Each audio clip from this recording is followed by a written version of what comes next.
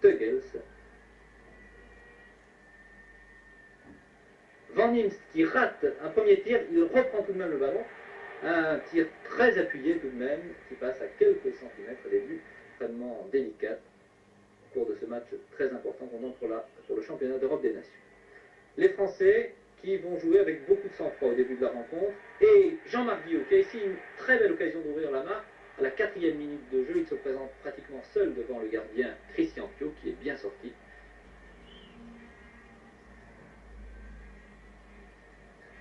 Toujours Van Imst qui donne un très très bon ballon. Van Moer pour Martens qui arrive comme un bolide. Et c'est à la 11e minute le premier but de cette rencontre remarquable. Van Imst qui a servi Van Moer. Van Moer a vu sur la gauche l'arrière Martens démarquer, un tir très puissant qui trompe Baratelli. C'est le premier but de la rencontre et l'équipe de Belgique prend donc l'avantage. La défense française s'est laissée surprendre.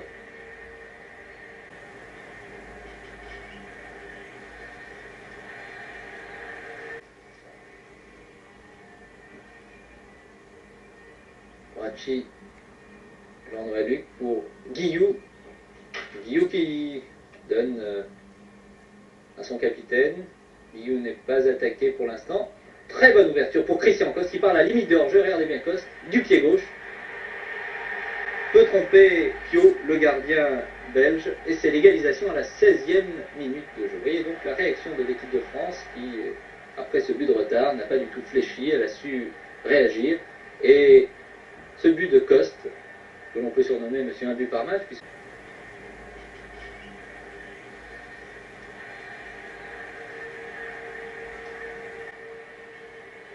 Van der Elst devant Adams. Et c'est un très joli tir de Verhaien, décoché de très loin d'ailleurs après cette offensive.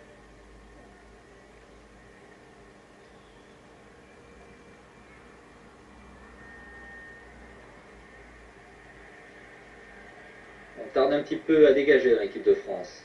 Lacombe qui perd le ballon une première fois. Le ballon revient alors que Bracci aurait pu dégager. Et c'est Lacombe qui va tenter de dégager, mais pour un adversaire.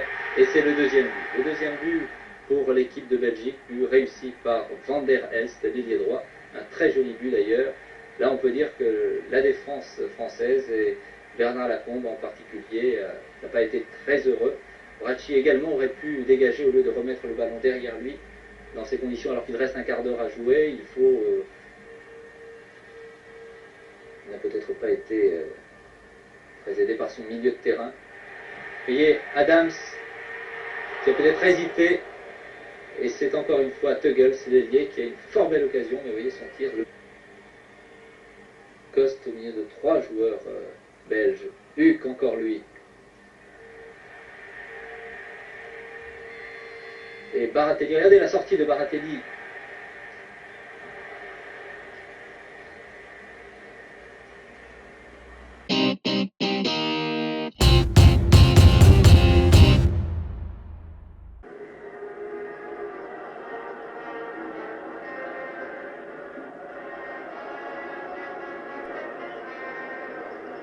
Adams, Guillou, Jean-Noël Luc,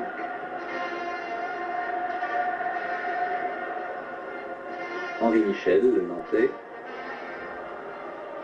Coste, et le nouvel appelé de l'équipe de France, le Sochonien, Françoise Giroud. Il y avait également le président de la Fédération française de football, M. Sarr, et surtout, à mon avis, le numéro 8, Hafner.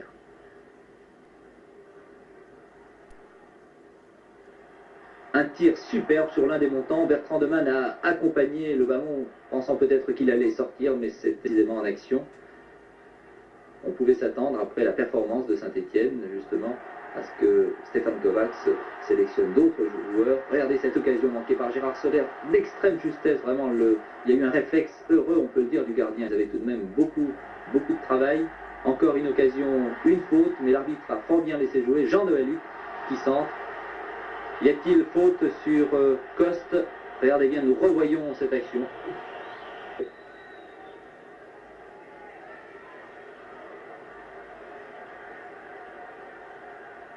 Et sur la contre-attaque, à la 25e minute de jeu très précisément, Sparwasser, que nous allons revoir, bien servi par Kurt Jubweit, va tromper malgré Adams, Bertrand Demann qui a touché le ballon. Pourtant le tir n'était pas très appuyé, n'était pas très puissant. Kreich. Et des erreurs tout de même dans la défense française, vous voyez. Bertrand Demann qui relâche même le ballon. Et Stefan Kovacs le remplaçait donc au repos par Jean Gallis qui occupait le poste d'avant-centre. Soler restant toujours à l'aile droite. Beretta à gauche.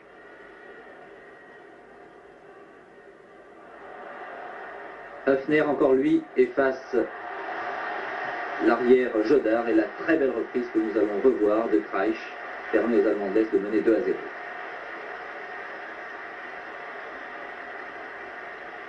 Remarquable but malgré la sortie de Bertrand Demann, laissé jouer. Toujours 2-0, 20 minutes encore aux Français pour essayer de réduire la marque. Guillou, Huc, Guillou. Et c'est Jean-Marc Guillou qui n'a pas tellement l'habitude de marquer les buts. Nous allons revoir cette action. Un tir du gauche qui prend complètement à contre-pied le gardien Croy. Il regarde le ballon passer à 1 mètre de lui. 2-1. Je vous rappelle que les Français jouent à 10 en cette fin de match puisque Soler est sorti. Et c'est sur cette action une faute est commis sur Sinagel. L'arbitre accorde un coup franc que va tirer Georges Beretta. Ce sont les dernières secondes de ce match. Regardez, Georges Beretta avait tiré ce coup franc de l'extérieur du pied gauche. Et dans la surface de réparation, il y aura beaucoup de monde, beaucoup de joueurs français en tout cas. Sinagel qui revient au point de pénalty, mais aussi Jean Gallis de la tête avec beaucoup de sang-froid. Il a pu placer son ballon dans les bulles de Croy. C'est l'égalisation, on peut dire, inespérée pour cette équipe de France qui donc égalise à la dernière seconde. Match nul au Parc des Princes.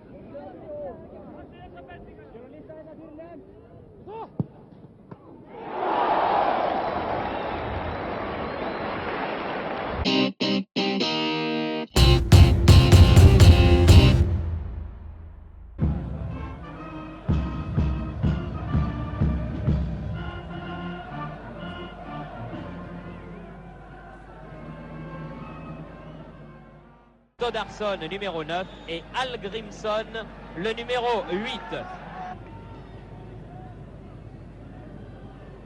Molitor, Michel, Rocheteau qui repique au centre, tir de Rocheteau, bien joué, tir du pied gauche.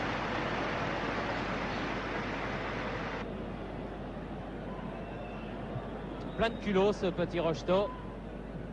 Guillou, 25 mètres du but, Michel, Guillou, peut-être, et voilà, le premier but marqué par Guillou à la suite d'un excellent mouvement avec Henri Michel.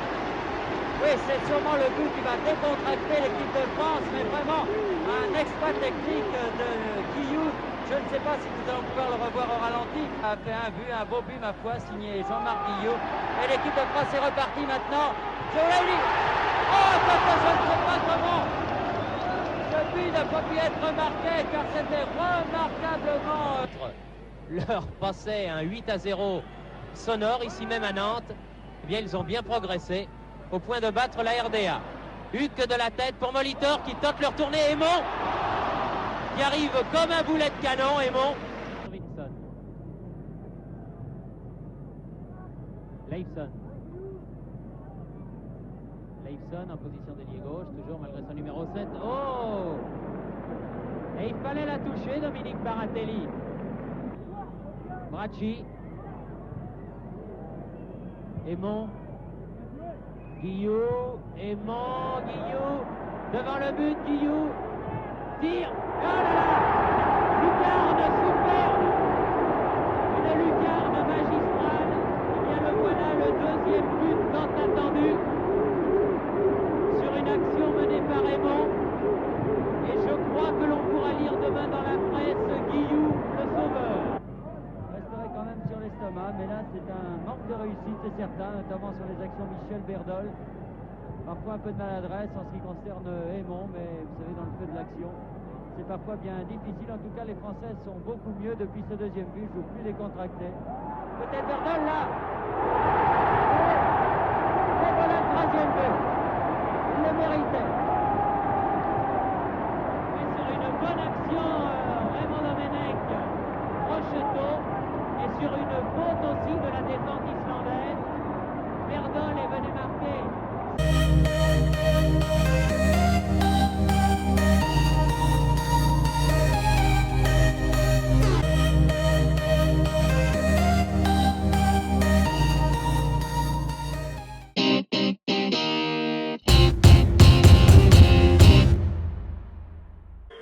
Éventuellement se qualifier pour les quarts de finale, à condition bien sûr qu'elle gagne contre la Belgique le 15 novembre prochain. Ça veut qui donne maintenant numéro 10, Streich qui donne maintenant à Peter Bouquet. Peter Bouquet qui est sans conteste possible un des meilleurs joueurs espagnols. Et là, une baie entre Bouquet et Esmer. Bouquet se retrouve tout seul devant Dominique Baratelli. Et premier tir arrêté par Dominique Baratelli. À l'attaque, maintenant ils ont perdu le contrôle du ballon et c'est Henri Michel au milieu du terrain. Henri Michel qui veut donner en profondeur et qui réussit à donner en profondeur à Dominique Rocheteau. Dominique Rocheteau veut redonner à Henri Michel, une de très dangereuse à la limite des capitaines de Dormer. Dormer a une relation de partenaire garde le ballon. Carrefour va rester du but, attention, Peter Bouquet dans les 18 mètres français. Attaqué par les Français, Dormer à nouveau, c'est finalement Jean-Jean qui récupère. Il se bat pour éviter le corner, non. Mais ce chef a voulu en faire un peu trop, il a perdu le ballon et c'est finalement Dominique Battenet qui donne directement sur la gauche à Albert Aymon. Albert Aymon,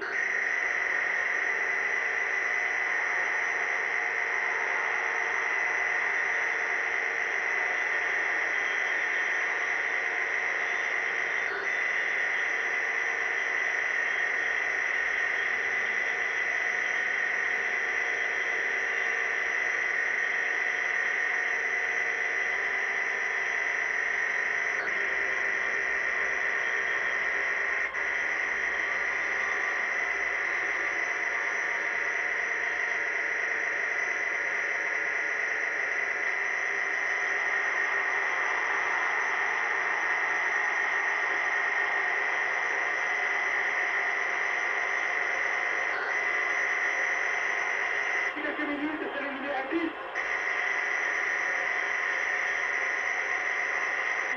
À 15-50, quelques mètres par rapport au but, Streich se tire pour qui 7.